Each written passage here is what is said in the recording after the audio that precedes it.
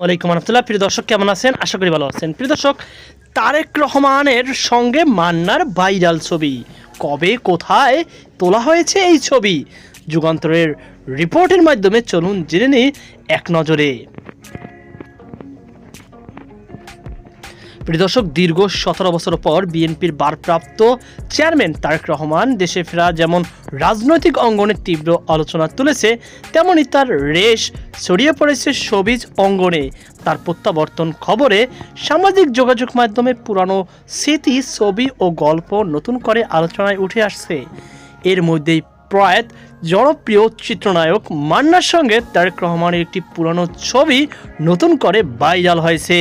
ছবিটিতে দেখা যায় হাসি মুখে একে অপরের সঙ্গে হ্যান্ডশেক করছেন মান্না ও তারেক রহমান। মুহূর্তে এই ছবিটি ছড়িয়ে পড়ে ফেসবুক সহ বিভিন্ন সামাজিক যোগাযোগ মাধ্যমে, আর শুরু হয় নেটিজেনদের কৌতূহল, এই ছবির পিছনে গল্প কী।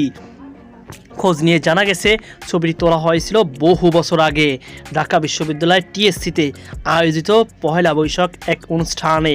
এই আয়োজনে অতিথি হিসাবে উপস্থিত ছিলেন তারেক রহমান ও চিত্রনায়ক মান্না দুজনেই। এই সময়ের একটি স্বাভাবিক সৌজন্য বিনিময়ের মুহূর্তেই আজ ফিরে এসেছে নতুন আলোচনায়।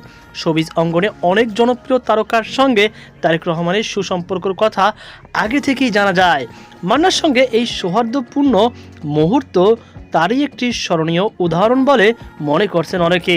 উল্লেখ্য, ঢাকাই সিনেমার অন্যতম প্রভাবশালী ও জনপ্রিয় নায়ক মান্না 2018 সালের 17 ফেব্রুয়ারি না ফেরার দেশে পাড়ি জমান। তারেক রহমানের স্বদেশ প্রত্যাবর্তন দিনে হঠাৎ ভাইরাল হওয়া এই ছবিটি যেন রাজনৈতিক ঘটনার বাইরে আবেগ, স্মৃতি, সংস্কৃতির এক অনন্য সংযোগ তৈরি করেছে। তো প্রিয় দর্শক, এই ছিল আমার হাতে সর্বশেষ আপডেট তথ্য।